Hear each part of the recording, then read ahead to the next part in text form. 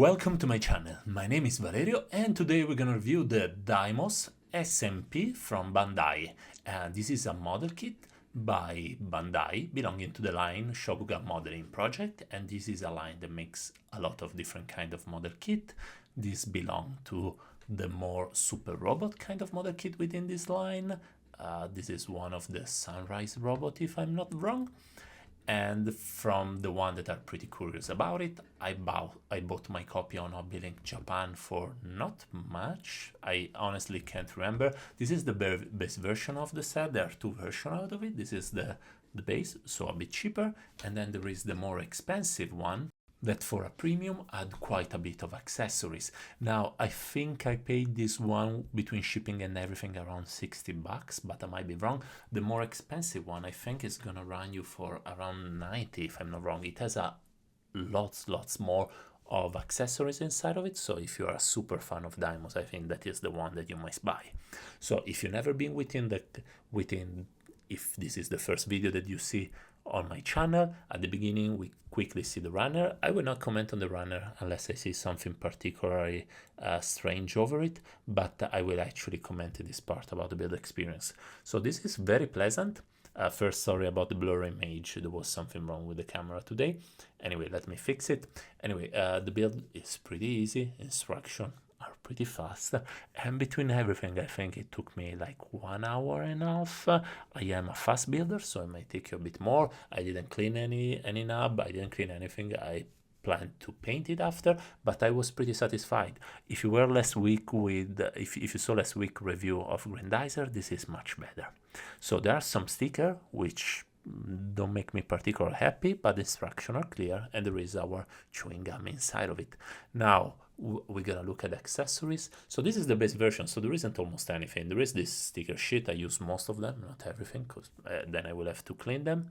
Then we have a couple of intense hand, and I'm sorry for my hands. I've been playing with paints and they got dirty. There are a couple of weapons. I have no clue about the names, so if you know them, just please write in the comment below.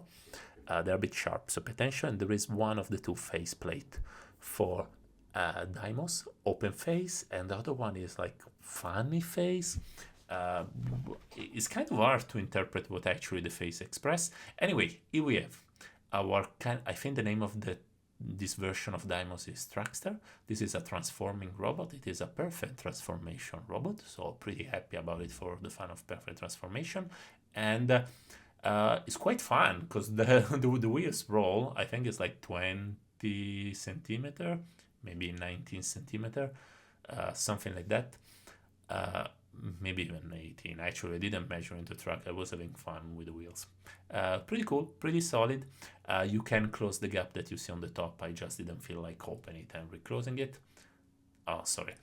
Now we're gonna look at the transformation. First, you remove the wheel. Transformation is pretty easy, yeah? So then you make the bus longer. The waist you have to push in one way. You open it like a tiny fridge. It kind of reminds me of a fridge. You can see the sticker there, but I don't take the stickers because the details is well done below, so you can just mask it quite quickly. The part that attach are made to be detached, so it gives a nice feeling of solidity in the end. Anyway, sorry, I was commenting about the sticker. The sticker disappears once it is transformed. If not disappear, you don't see too much of them. Okay. Anyway, some parts are rigid in the transformation. I think it's because it's the first time and I'm doing it with the manual on my leg on very straight arms.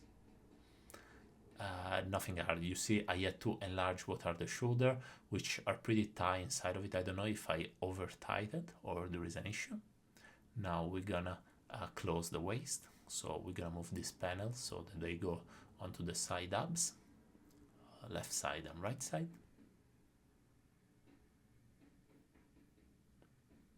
Okay. Now this bit you could also remove it. There is a plug for it, but I wasn't able to find it because it's pretty tiny and small. So don't worry about it. Now we're gonna close the backpack on the back, and the backpack, if you were able to screw it on the back, it stands solid. Otherwise, seems a bit floppy.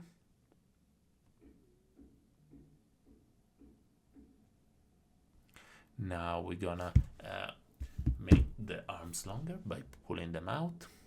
Everything is solid, like way better than the Grandizer from last week, better than the Daimos from some time ago. Not as good as the Daimos SMP, just a bit below it. I'm speaking about build quality. Yeah? Now for the arms, you will have to push it so that you go and cover the holes. Now you will have to. So there is something that must be done here, and I didn't exactly understand what there is on the fit. I'm not sure if the instructions are not complete or if I did skip some part of it. Anyway, we're gonna fold inside the tights, the quads cover, and we're gonna plug them back in. And everything, if you plug it, still solid, still great. A model kit more onto the action figure side for solidity. Still, it's not an action figure, so don't treat it as one, but pretty happy with the transformation. Everything is fast and nothing too hard. You could kind of guess it without instruction, honestly. Now we're gonna look at our Daimos. It is 18 centimeter. We stand as like, I think 7 inches and something, 7 inches and a tiny bit. The red doesn't come out good in camera, but it's pretty pitiful also from live. So if I can recommend paint something, paint the red on a bit of a darker shades out of it. But for everything else, this is very tone accurate. This is quite fun to look at, and it is pretty representative of the robot. Overall, I'm happy with the results. It is one of the better done SMP. Yeah, you can see that the backpack doesn't close completely, but I think it's mainly my problem with the plug-in out of it.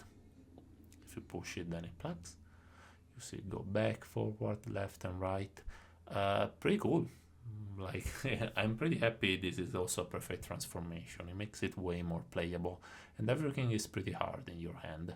So now we're gonna look very, very quickly at articulation, starting with the heads. And there is a bit with the white and the red. This is really a problem that most of the camera have. We try to fix it. Anyway, the head ups and down is on a ball peg. The old ball peg is over a panel that can move. Now arms can raise over a chest level. This can close a tiny bit over 90 degrees, even with a single joint. And the hand is on a ball peg. It is pretty rigid. Now it can move the waist, no problem whatsoever. And there is no ab crunch. I did try a bit out of it, but there is a pretty extensive butterfly joint. This is the typical joint that we see, but because it's on extraction, pay attention when you move it, because it might fold over itself. Now to move the legs, to do the Bandai split, you have to open the skirt, and then it's pretty solid.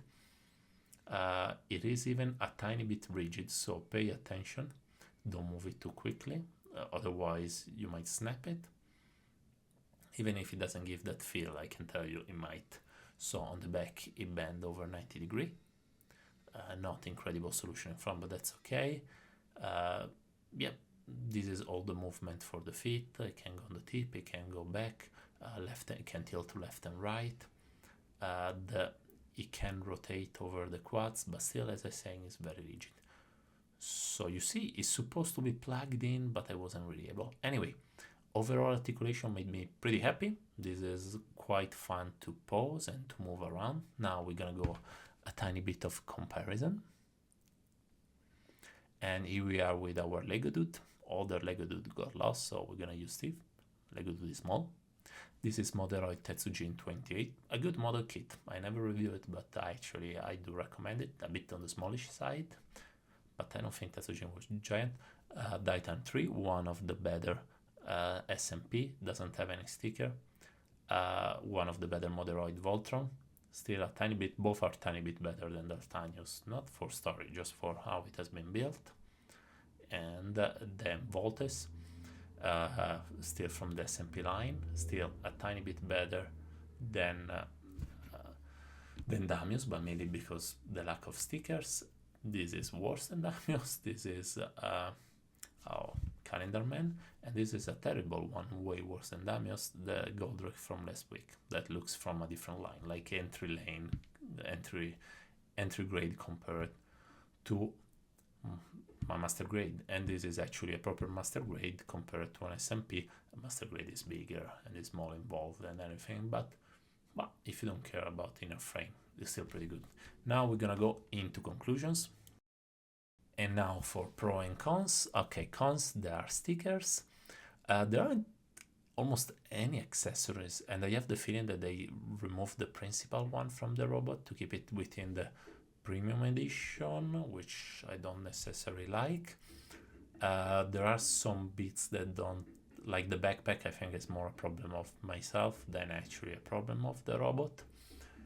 And that's it for cons. On the Pro, it is plenty of them, so it can move quite a bit. It's fun to pose, it's solid, the build is pretty easy, everything looks as it's supposed to look, and you can see you can pull off this kind of poses. That's not a small feat. And well, it doesn't make you, actually it is way more articulated than the diecast, so it does improve over it. So it is too accurate if this is a pro for you. Now, would I recommend it? Okay, if you are one of my many Filipino friends, 100% guys, this is very, very cool. And why I say Filipino friends? Because one of the first friends that I've met in my city that was from the Philippines was a big fan of Daimos, and I sold him the Daimos Soul of Chogokin. Anyhow, so as I was saying, it is highly recommended if you're collecting the super robot into the SMP line. Must have, very, very cool. If you like a cool model kit that doesn't take too much time, very, very fun. If you like transforming robot, still highly recommended.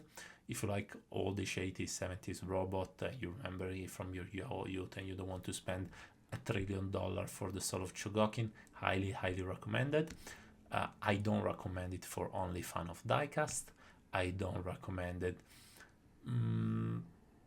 Yeah, that's it actually, because that's the only, if you need to have diecast, this is not for you, but it's still a very cool model kit. So from me, it gets a recommend. And after that, guys, please leave a like and subscribe if you like this kind of content. Bye from Valerio.